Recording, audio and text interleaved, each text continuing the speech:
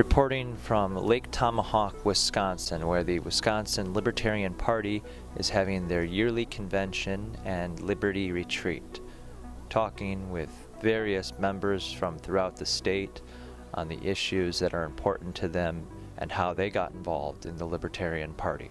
In 1990, I attended the Harvest Festival in downtown Madison, ran across the Libertarian Party booth, and they were passing out the world's smallest political quiz. Took the quiz, determined that the Republicans and the Democrats weren't representing me very well, and I thought the Libertarian Party had a lot of good ideas and their beliefs matched mine very well. I came to the Libertarian Party in 2013 after sitting on the platform committee for the Red Team in 2012 at the state level. I remember very clearly I was sitting there and we got to the issue of Social Security, and I brought to the floor's attention that we should add language that Social Security is unsustainable and fundamentally flawed and needs to be changed. And the room went apoplectic, and I asked the room, look, things don't get any better. When do we start telling people the truth? And they said basically never. And I said, that's clearly not the party that I'm supposed to be a part of. So I came in 2013. I've always been libertarian by belief, as an economic belief and so forth. Starting in the 70s, I became a part of the party in 2012. My guiding light was Gary Johnson when he was running, as he did in 2012 and 2016, for president on the Libertarian Party.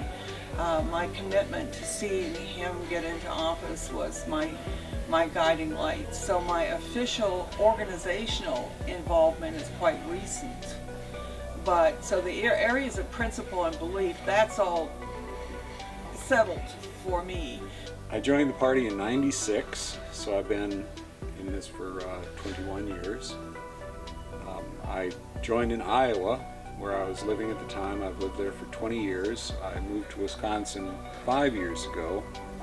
In that time, I've run for Congress twice. I've run for governor once. I've been the chair of the Iowa party. I've been the secretary. I've been the newsletter editor. I've been to 5 national conventions, including the last one where we nominated Gary Johnson to win. I've done a few things. I ran for Wisconsin Secretary of State in 2014, and that was mainly to get our ballot access back, which we did by getting over 1% in that race. So we got the Libertarian Party back on the ballot, and that was awesome. And then this past election, I ran against Gwen Moore for the 4th Congressional District, and we managed to get almost 12% there in a 3-way race. So that was really good. And what's an issue that's important to you? Education, school choice, I think is the biggest what I think about the most. I'm really in favor of the school choice concept, but I'm not in favor of the current school choice system we have in the state of Wisconsin.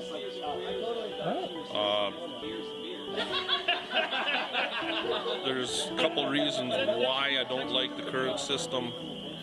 One is the politicians have all the control over which students are eligible and which schools are eligible, and there is nothing done to give the schools that are losing students because of the school choice any flexibility to do anything to stop themselves from losing students.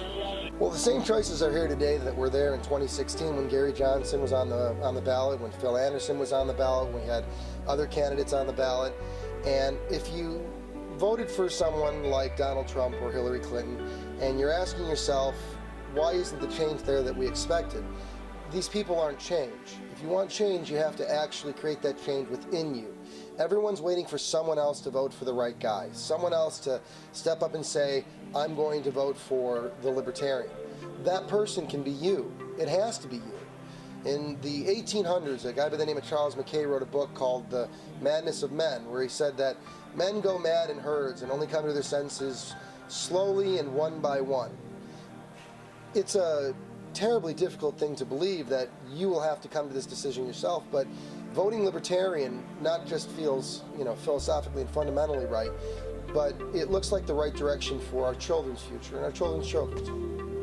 I think for me in particular, I pursue art as a passion. It's sometimes career, and with art, the best way to do it is without having any borders, without having any limitations.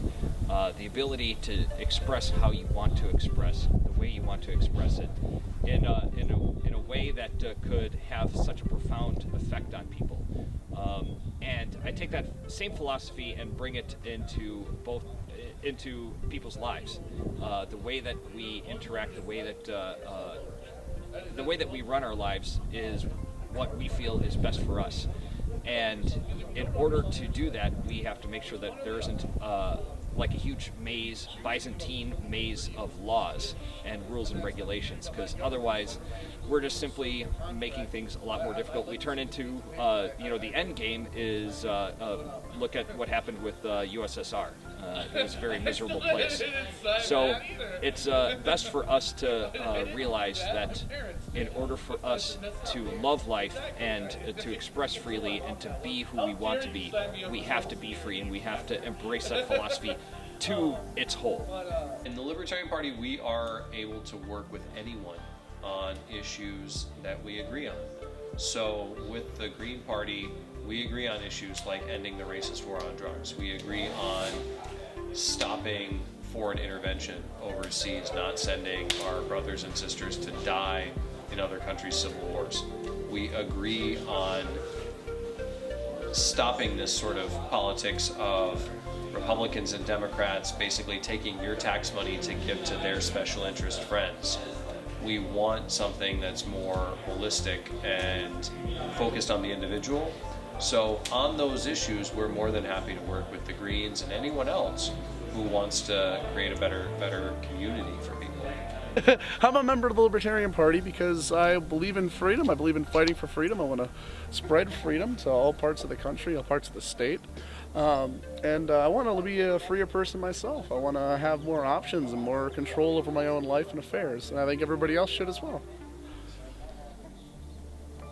So with the Libertarian Party, they're listening, they're willing to make a difference, they're not plotting behind the backs of others to keep the 1% in control, and they're working toward making sure that everybody has the freedom to advance without subsidies. So I think that's good, where we're not taking from the people who have the least and giving it to the people who already have the most. So it's fundamental. I mean, I got involved back when I was in high school in 2007. The Ron Paul stuff was getting going. I had some family members who were involved with that. I got really into it. I read this. So most libertarians will have this, they have one book they cite that I read this book. And for me, it wasn't actually a book about libertarian theory. It was the history of the movement. Brian Doherty, who writes for Reason magazine, wrote this book called Radicals for Capitalism, and it came out just before the first Ron Paul campaign in 2008. It covered basically the history of the movement from World War II up until then, hitting Milton Friedman, Ayn Rand, F.A. Hayek, and I got bit by the bug that this is, I really got, and this is the movement I want to be a part of, and so that's kind of how I got into it. In fact, most people, I would say, in the Upper Peninsula of Michigan are libertarian in their beliefs. That is, I leave you alone, you leave me alone, except if you need some help, and then I help you. And they want the least amount of government interference in their lives possible, and they don't even know that there is a party that says that. So that's what I'm here to do, is to try to get some affiliates going in this part of the world, in the Michigan part, but with the help of the Libertarian group in Wisconsin, which is so active. So for me, crime and punishment is number one issue in the United States, that cannot continue to put people in prison for non-violent offenses, that The war on drugs has been a miserable failure. We need to stop spending the money on that and start spending money on mental health issues. People who have abusive problems need to be identified and addressed and not thrown away in prison and their lives ruined and their families' lives ruined. So I think that's #1 thing for the Libertarians in the coming year and for the United States. One of the most misunderstood events of 2016 was the pipeline fiasco in South Dakota. It wasn't just that it went under tribal lands, that it went under sacred waterways and sacred areas. It is the complete disregard for the basic right of individuals to control the land and to maintain its pristine condition, and that there's a complete disrespect for something like that within our society. That disrespect comes from our police, who have lost their purpose within our society. There was a day when you were about peace, when you were about safety, when you were about the community, and we've lost that. People look in their mirror in many communities around America today, and when they see a police car behind them, they get nervous and concerned, not because they think they've done something wrong, but because they don't trust that you're going to do something right.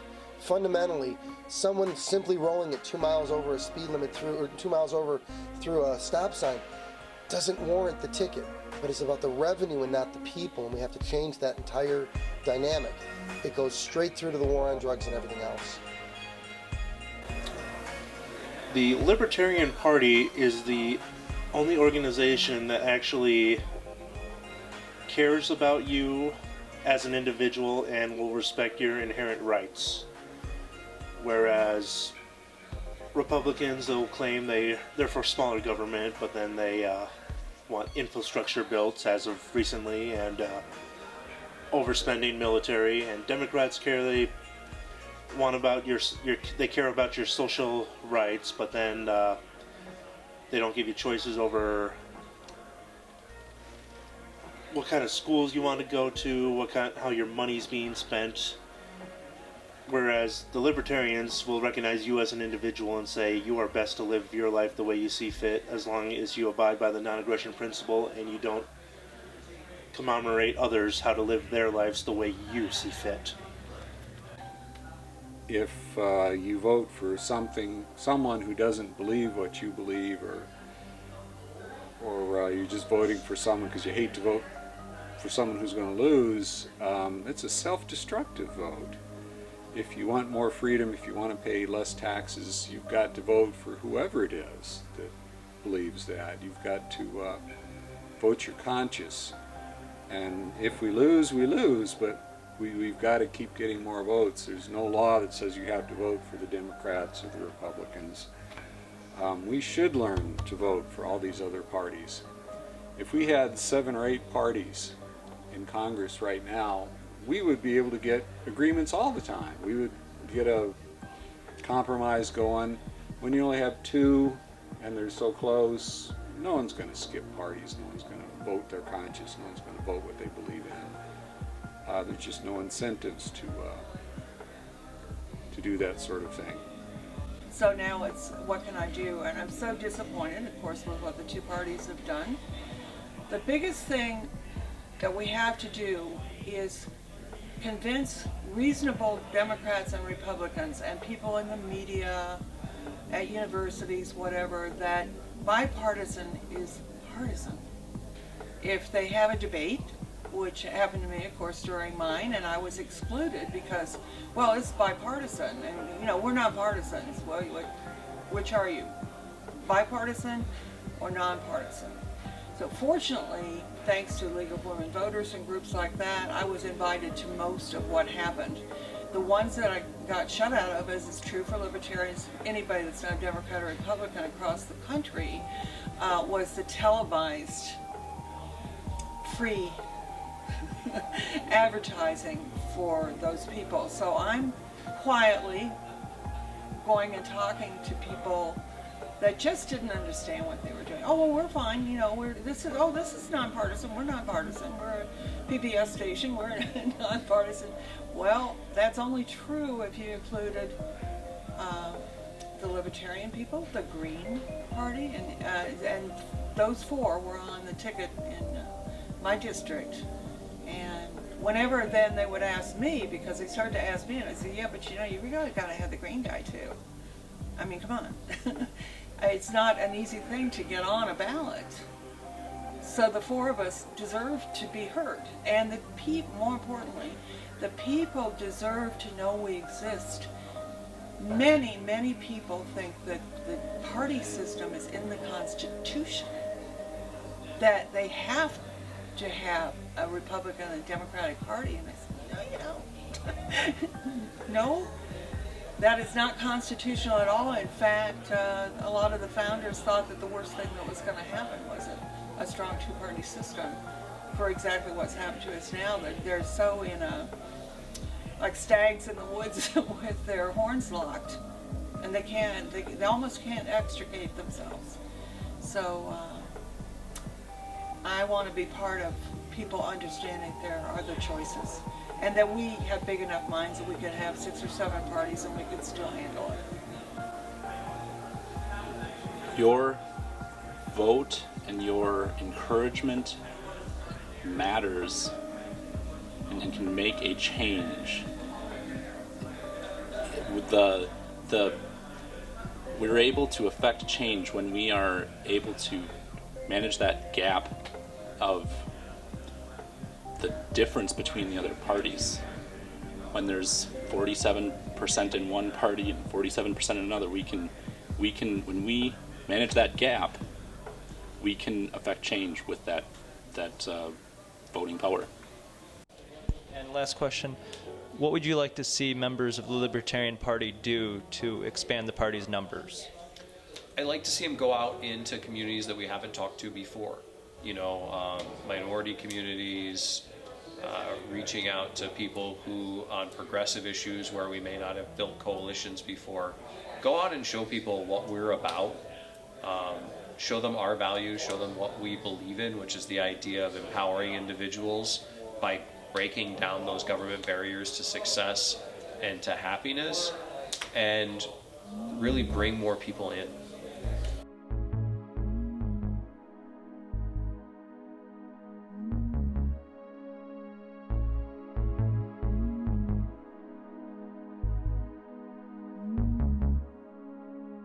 Taxation is theft.